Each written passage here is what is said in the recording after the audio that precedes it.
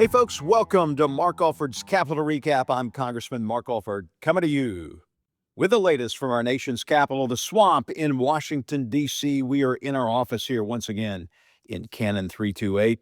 If you happen to be in Washington, D.C., quite a few people actually from the Kansas City area and the 4th Congressional District were here in Washington this week, stopped by and said hi. We got a picture, I had a cup of coffee, and hey, I want to hear what's going on with you. So if you're in D.C., we'd love to show you around. We'd love to give you a tour of the Capitol, maybe the White House, who knows.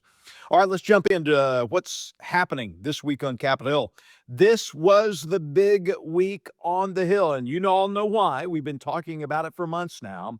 The big, beautiful bill, the reconciliation package, so we can deliver our mandate given by you, the American people. President Trump's big, beautiful bill. Look, folks, House Republicans, we have the chance to deliver real, lasting change to the American people, and that's what we did. This bill is a generational opportunity to really reset the direction of our great nation. I want you to take a little listen to what folks are saying about the importance of urgently getting this bill passed like we did, from President Trump to my colleagues here in Congress. Here is President Trump when he first announced this big, beautiful bill to the entire nation. In the coming weeks and months, we will pass the largest tax cuts in American history, and that will include no tax on tips, no tax on Social Security, no tax on overtime. It's called the One Big Beautiful Bill, and it will be the biggest bill ever passed in our country's history. It will include the biggest tax cuts, regulation cuts, military supremacy, and just about everything else. We will cut more than $1 trillion in wasteful and unnecessary spending. And in the next fiscal year, it'll all be done. We're going to have something that you won't even believe. We will end inflation, slash prices. We've already ended inflation, raise wages, and give you the greatest economy in the history of the world. That's already happening. With our tax bill, the average family's take-home pay will be at least $5,000 more than it was. And here's what I said about the bill this week on the House floor. Mr. Speaker, we now have a chance to deliver real, lasting change for the American people. The One Big Beautiful Bill is not just a promise that we as House Republicans and President Trump made. This is a generational opportunity to reset the direction of our great nation. Let me be clear.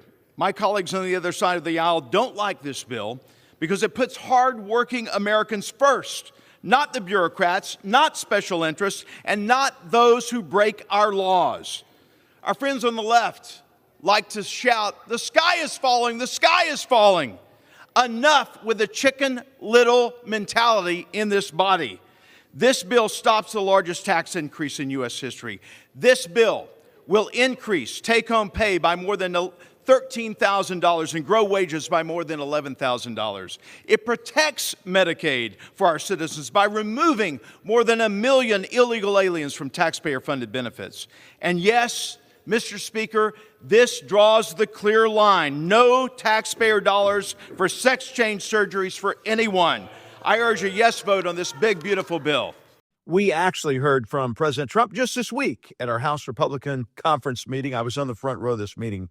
I tell you what, he spoke for an hour and a half, and part of it was funny, but part of it was very serious. He was in rare Trump form. Listen to what my colleague Marjorie Taylor Greene, MTG, said after that on Tuesday.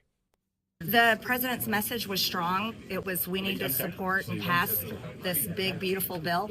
These deliver the campaign promises that President Trump gave to the American people for the past year, and this is what the American people voted for. It's time for Republicans to unite. This is a great opportunity for us to prove to the Democrats that we're the party that will deliver to the American people. This great tax plan that we have is so good for the middle class. It's great for the workers. No tax on tips, no tax on overtimes, and it delivers good tax deductions for seniors. This is also a great thing for border security. It funds our ability to secure this country's border and help Border Patrol and ICE. And then this is also great for energy. So it's time for Republicans to unite. And here's Mike Collins and Mark Green and Ralph Norman, their take. Well, late last night, the Budget Committee passed that one big, beautiful bill. The next stop, Rules Committee. Final stop will be the floor of the House of Representatives. And all we got to do is we got to get a few more of our Republican friends to unite behind the president. We do that, we should have this bill out of the House by the end of the week. That's going to help us. We've got to deliver for the American people, whether it's energy independence, whether it's border security, or making those Trump tax cut policies permanent. We get all that done, we'll start on codifying those executive orders that Trump has out there. But if I were you, I'd stay tuned, because you never know what's going to happen in this crazy place up here. We will do our job in Congress and resource this effort. $7 billion to recruit and train new border agents, billions of dollars to fix, to build the wall, and it's a high-tech, lights, cameras, access to observe, $5 billion in technology enhancements, all the support that we can give to the border states. We're going to expand Operation Stone Garden, those grants for those states that actually work with the Department of Homeland Security to secure our border, all in this bill. All because the American people said enough is enough, and all because they elected Donald Trump and a Republican Congress. What was I fighting for? Well, I think we've got a spending problem in this country. Yes. I think we've been downgraded 3 times. I think we're on a path that's unsustainable. So, what did I fight for? If any of your listeners, do you believe that those who are able-bodied and choose not to work, 65 and under with no children, should get a paycheck from the federal government and not do anything? Do you think illegals should get a paycheck from the federal government when we're bankrupt? No. And so what we wanted to put into this big, big, beautiful bill is take them off the rolls. Now, I'm not inflexible. It would take time. The original bill had in 5 years to take them off. That's not good enough. Look, I think we all know just how important this bill was and is for America. It passed through the Ways and Means Committee last week, and this week it was time to deliver to the American people. Enough talk. Let's get it done. Well, folks, that's what happened, and we did pass it on the House floor this week. So it took a lot of negotiations, basically, from the Speaker, those in these, what you've heard of referred to as SALT states like New York, California, and Illinois. The state and local taxes, they wanted to raise the cap on that, the money that is given back in tax refunds to cover state and local taxes. And it also took some negotiating to get it done on the Medicaid reform. Look, we are cutting the waste, abuse, and fraud in Medicaid. There's no doubt about it. But we're not kicking anyone off the program who deserves to be there. We're going to take a look every 6 months at eligibility. We're going to have work requirements, but we're going to make sure that illegal aliens aren't getting Medicaid, and those who truly deserve to be on the program are on it. Okay, when we come back, we'll dive into our committee work. Man, we had a busy week in the Capitol building, particularly Rayburn House Office Building. That's where we have a lot of our appropriations subcommittee rooms and also our small business committee room. I'm over there a lot, and we talked to Marco Rubio, the Secretary of State. I had a very interesting suggestion for the Secretary of State. We also had a big showcase this week, a small business showcase. Some local businesses from our district actually came up here to showcase their work. And Kelly Loeffler, the new administrator for the Small Business Administration, was there, and you'll hear from her. Lots going on, so stay where you are. Don't go anywhere. You're listening to Mark Alford's Capitol Recap. Welcome back to Mark Alford's Capitol Recap. Thanks for being with us today. Once again, coming to you from our offices at 328 Cannon Office Building in Washington, D.C., the Swamp. Hey, we just talked about the big, beautiful bill passing, the reconciliation package. It took a long time to get this done, but it finally happened. It is a signature piece for President Trump, and we can move forward now as a nation. The next thing we have to do, we just had an appropriations meeting, and we're going to be getting the full budget from the president pretty soon, and we'll begin working on that in our 12 subcommittees. Again, I'm on 4 of those subcommittees. We'll be getting the committee work done in June, and then get it on the House floor and hope to get the budget done The appropriation bill's done by the time we come back home in August to work in the district. All right. We want to dive into our committee work. But first, before we do that, let's talk about the small business showcase that we have, because this is very interesting. This is the second year that our small business committee has done this, and they bring in small business owners from all over the country, a lot of different districts. And we met in a big room in the basement of the Capitol, and it was kind of like a business fair that you might see at Bartle Hall. We had a local company from Hickory County, and it's called Hammond's Black Walnuts.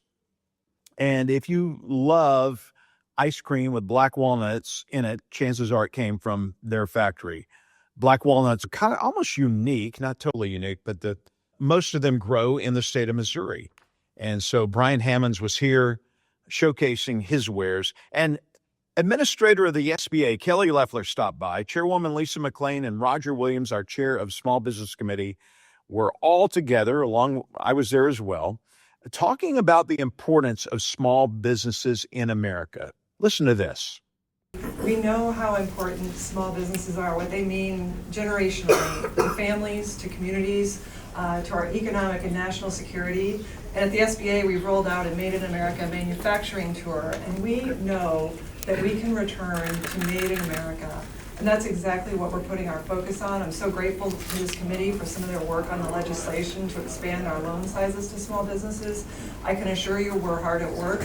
I know that small businesses show up every single day, but what I found when I got to the SBA was that 90% of the employees were working from home. I said this would never fly in a small business. We are going to make sure that our employees are showing up working for our great job creators. We've cut costs out of the agency, and as a result of that, we've reduced the bureaucracy and delivered 80% more funding to our small businesses than in the prior 100 days of the last administration. So I'm really proud of the work we've done. We know we have more to do. I'm here to listen, but I also wanted to let you know you have an advocate in Washington, but not just here in Washington, across the country. Okay, let's get into what happened during our committee hearings, and we had a lot of those this week here on Capitol Hill. All over Capitol Hill, committees are holding hearings about their department's budget request. This is for the appropriations process. We had the State Department's budget hearing, and of course, Marco Rubio, he testified before us.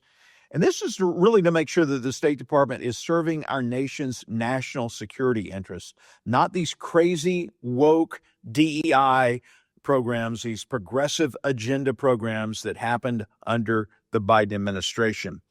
I had a chance to question the Secretary of State, Marco Rubio, and here's our exchange. Mr. Secretary, these are the programs that are being cut in the USAID program. These are the ones that we are retaining. There are 5 columns on these sheets. I've reviewed a lot of these. I'm trying to make heads or tails of why these programs are being eliminated. I know that we're refocusing. That is great. National Security Investment Projects. I'm with you on that. There are 5 columns: contract number, vendor name, contract title, description, estimated life contract value, and obligations to date. Would it be possible to go through here and add a 6th column to let us know as a committee why programs are being terminated and why specifically some programs are being retained? Yeah, I mean, in some cases, programs are being canceled simply because we just don't view why that's in the national interest. Why are we funding some cultural program in some part of the world? We just don't think that's a core mission of the United States. So, I mean, we could elaborate more in a 6th column in that regard. Some of them we're not claiming fraud. We're just saying we shouldn't be spending money on that. I mean, I was reading the list here a moment ago. I probably put it away, but there are a bunch of programs here that I would ask myself, I mean, do we really need to spend, I'll give you one example here. Do we need $7 million for the American Bar Association to promote the resilience of the Eurasian legal sector and civic society? Right. I would say I don't know why that's in our national interest. I can put a column that helps. I'm in total agreement with you. We want to work with you. We want to fund the programs that need to be funded. We want to fund the State Department. We want to help you, but we need help from you. Would you commit to having your senior official staff spend some time with us and our staff and our committee staff going through these spreadsheets so that we can more in detail understand where you're coming from? Yeah, absolutely. Thank you, sir. Appreciate you. We also had another hearing with the Securities and Exchange Commission, the SEC. You've heard about them. We asked Chairman Paul Atkins a few questions, including the future of the SEC's disastrous climate disclosure rule. If you haven't heard about this, the SEC under the Biden administration was putting all this undue burden on businesses, especially banking businesses, to disclose their basic climate score, how they were handling things that had to do with climate change. It's ridiculous. This rule was issued during the last administration, and it would have been devastating to Missouri farmers and small businesses. Here's our exchange with the chairman of the SEC. The SEC is a market regulator, as you know, not a climate regulator. So, Chair Atkins, the SEC has recently stated it's ending defense of the rule. If you are no longer defending this rule in court, would you consider fully repealing it? Why or why not? Well, thank you, Congressman. Well, I think, everything is, under review in that respect. And the Eighth Circuit, where there is these various lawsuits have been consolidated, has posed some questions to us with respect to what our plans are. So we will be coming out. I'm actively talking to the staff and to my colleagues about, the way forward.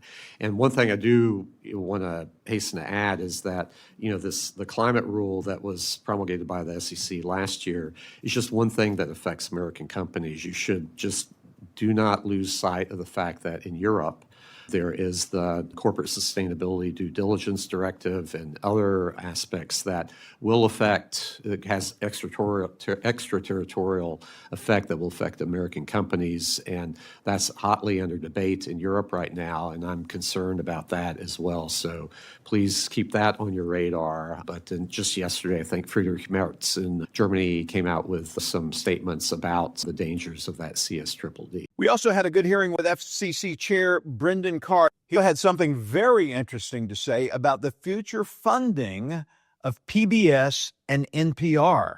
Listen to this. I know public broadcasting falls under the appropriations auspices of Labor H next door, but you've previously stated that you don't see a reason Congress should continue spending taxpayer dollars to fund NPR and PBS. I know the president has an executive order pretty much cutting the funding. Proposed rescission package is coming. How do you propose the FCC address the issues? What are the issues with PBS and NPR and public broadcasting as you see them, and how do we move forward? For the FCC's part in particular, here's the issue. So you've got these 1,500 NPR, PBS member stations. They're licensed by the FCC. So as a threshold matter, they're in that bucket that we talked about earlier, being licensed by the FCC and having public interest obligations. But importantly, these member stations are considered non-commercial under our rules, which supposed to be, which gives them additional protections and benefits, the non-commercial status. But concerns have been raised that in fact these stations are running commercials, and obviously by definition, if you're a non-commercial, you can't run advertisements. And there's a line there where you can do sponsor identification and other sort of similar types of things. But the question that is before the FCC is, have they crossed the line into running commercials? And ultimately, I think that does tie a little bit into the broader debate in Congress, which is a debate for Congress about funding NPR. But if they're able to, run and are running commercials, if that's what the FCC investigation turns out, that does raise additional questions about funding from Congress. But right now, we're focused on that question about whether they're running prohibited advertisements or not. Well, it used to be growing up, you'd see Masterpiece Theater, underwritten by X company. Now it's a full-blown commercial. If you're going to compete in the public marketplace with commercials, then compete in the public marketplace and compete for those advertising dollars. All right, so that was a lot of committee hearings that we were involved with, and thanks to my staff who helped us get prepared for the great questions and answers for these chairmen and also the Secretary of State. Each week we like to remind you about the services our office can provide and does provide to you. You are not just our constituents, you are our clients. We are here working for you. We are your problem solvers. If you ever need any help with the federal government, our team is ready to help you. So whether it's the VA, Social Security, maybe you need a passport in a hurry, let us know how we can help, and we will be on your side. I want to give you a little story about one organization that our caseworkers, our great caseworkers, were able to help. In Waynesville, Missouri, in our district, there's a place called the Speech House. It's a speech therapy center. They do great work. Anyway, the Speech House contacted our office because of an issue they were having with their contract and payments because of the contracting changes with TRICARE West. After contacting TRICARE West, the Speech House's contract was confirmed active and all outstanding claims awaiting payments were made. The total amount of the claim payment for the Speech House, folks, I say it all the time, the federal government holds on to your money. They had not paid the Speech House. They have the money now. $81,049.18. That is working for you. That is why we're here. All that information, how to contact our offices. If you need help, you can go to our website. It's alford.house.gov. That's alford.house.gov.